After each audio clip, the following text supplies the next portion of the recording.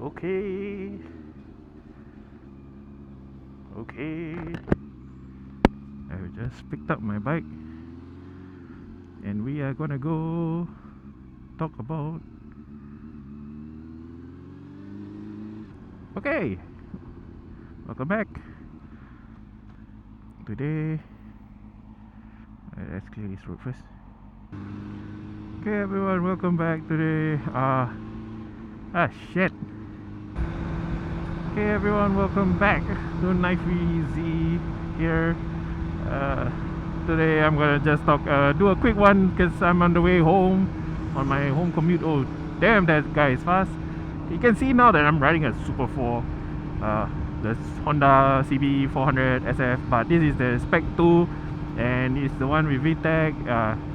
But it's an older model VTEC, but it still has VTEC, kind of, you know. What I want to talk about is how I kind of hate the Super 4. Just from perspective alone. Let me change lanes here. This bike is not quick, but it's fast. The difference between fast and quick is, fast is, you see this meter, it can go up to 180 and it can reach that 180, that's fast. But to reach that 180 and in on stop and go traffic and off the line of the traffic light, it's not that quick, if you get what I mean. Like, if you compare the Super 4 to a, let's say, DRZ, okay, maybe that's a bit unfair because the DRZ is obviously has better pickup since it's a supermoto. It has more low end torque, and that's what I mean by quick and fast. You can be quick off the stop line, but you're not fast. And get what I mean? So yeah, for the Super 4, it's not quick, but it's fast. And that brings me to my second point: the power range that, in the RPM range that you have to be in this bike to get for it to be quick, is way up in the 7,000 to 9,000 RPMs, where most of the peak horsepower is achieved.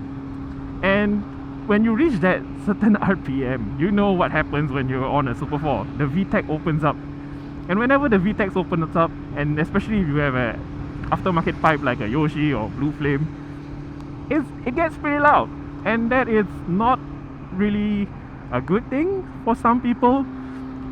Some people like the VTEC sound at higher revs, but to me, if you wanna be quick on a Super 4, you have to rev up high, and to rev up high, you have to be, it will be noisy, and to be noisy, it will be drawing the unwanted attention of, our local enforcement officers and the ire of your neighbors when you're coming home, or just riding around in your housing estate like area on small roads. But if you're on the highway, it's fine.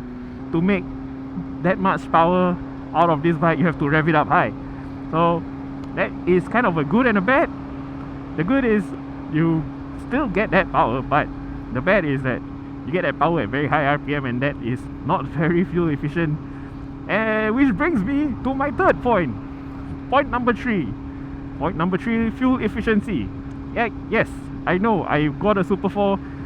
Fuel efficiency shouldn't be your concern if you're looking at this bike, but it is a notoriously fuel usage heavy bike for this class. In the class 2A, especially when you're competing against higher power CC scooters or other bikes within this category with slightly lower CC. But the good thing about, there's not really a good thing, it's mostly a bad thing. Personally, I can get around 21 kilometers per liter, and that is pretty good for a bike of its age and of this class, especially since if you wander around the forums or different groups, you'll notice that some Super 4 riders are getting 18 kilometers per liter, and that's really, really bad for class 2A bike, especially when most other bikes around this class in 2A gets around 30 to 35 per liter, depending on which bike you're looking at. The single cylinder 2A bikes can actually reach 30 kilometers, 35 kilometers per liter. The twin cylinders may be slightly less, around 25 to 30. But yeah, fuel consumption is really bad for the Super 4. Maintenance on this bike is crazy. You are paying class 2 levels of amount in terms of maintenance to maintain a class 2A bike. It uses 3.2 liters of engine oil, which is like usually 4 bottles if you go to a shop. And oh god, I am crazy motherfucker. See, this is what I mean when it's fast but not quick. You can get up to the speed, but you have to rev it up high. Then if you're trying to be avoiding like obstacle or lane speeding, it's kind of hard to get out of tight situations in a pinch, especially even if you open the throttle wide open. It takes a while for the engine to spool up to get that into that power band. So in conclusion, the Super 4, okay, let's recap again. Let's recap again, see if I can get my thoughts straight. Let's recap. First of all, I don't like this bike. The top 3 is more of a top 4 reasons I don't like this bike. Top 4, number 1, it's fast but not quick. That's number 1. Number 2, the power band for this bike is all the way at the high end, and you have to rev it up high, and it gets loud at that rev range. Number 3, fuel consumption, and because you have to rev so high and you're opening up a bigger portion of the throttle, you are using more petrol, more fuel, and the consumption is crazy, especially if you're on more spirited riding. And then number 4, maintenance. If you're on the spec 1 or up to spec 3, the maintenance for this bike can be a killer because you have to do your carburetor servicing, in addition to your engine servicing. But if you're on the Revo or later, all you have to do is your regular engine oil servicing and your top end valve clearance, all this, and everything should be fine. But the older ones, you still have to add additional cost to maintaining the carburetor and keeping it in tip-top shape so that you can have the fuel economy that is of the dreams of Super 4. Overall, this is not a bad bike. In terms of fun factor, yes, this bike is fun. You can rev it out high. It's not really fast in like low braking fast kind of level. Even if you rev it up high, you can have a bit of fun, but you don't feel the thrill of being fast.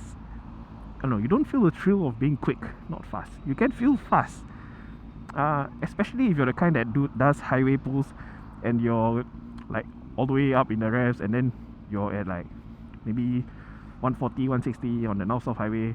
I don't know, I'm just saying, not like I haven't done that before.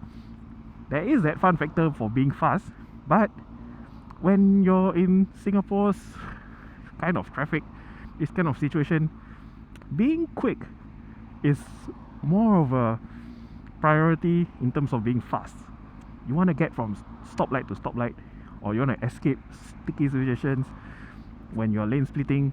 You don't get that thrill from being fast. You get that thrill from being quick. And that's pretty much my thoughts of it. I don't really have gripes about owning a Super 4. It's not that I hate it. I don't like how certain things are being presented on the Super 4. But in terms of a daily commuter, a weekend bike, it's quite fun. For a small displacement bike, you don't really need that much power on Singapore roads anyway. It's pretty adequate. Just like I said, there's no thrill of being quick. You only get the thrill from being fast. Since we're at the stoplight here, my final recap. It's not that I hate the Super 4, I just don't like certain things that comes with owning one and riding one. And the 4 points I mentioned are just a small 4 points. There are other things, but that comes from me buying this as a used bike. I'll probably get to that story some other day.